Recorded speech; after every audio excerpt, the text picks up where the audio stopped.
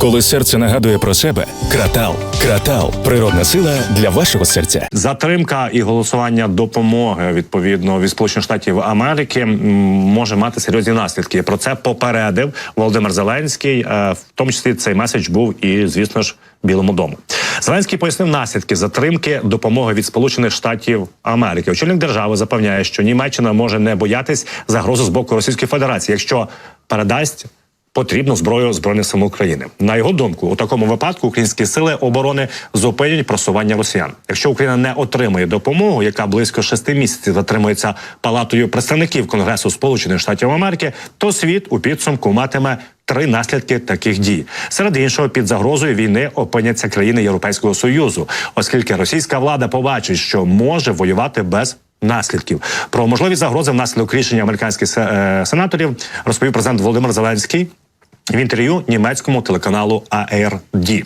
Під час розмови з журналісткою Зеленський дав відповідь на питання, що станеться, якщо США припинить допомогу Україні. І з'ясується, що Європа також цього не зможе зробити. При цьому така ситуація може виникнути, якщо на президентських виборах переможе лідер республіканців Дональд Трамп. На думку президента, тоді, можливо, 3 наслідки, які стануться один за одним. Спершу в Україні відбудеться дефіцит фінансів та дефіцит зброї для протистояння з російською армією. Потім буде втрачено зв'язок між Сполученими Штатами Америки та Європейським Союзом. І врешті європейці зрозуміють, що у випадку втрати України президент Російської Федерації Владимир Путін піде вперед, і Європа опиниться з ним наодинці. Крім того, будуть наслідки і для Північно-Атлантичного альянсу. Росіяни побачать слабкість цього формування.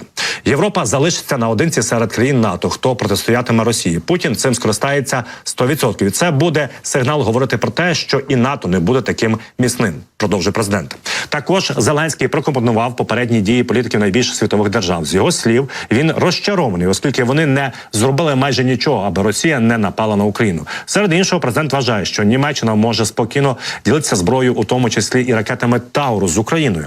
На його думку, якщо Збройні сили України матимуть усю необхідну зброю, то ЄС може бути спокійним. Війна на його територію не пройде.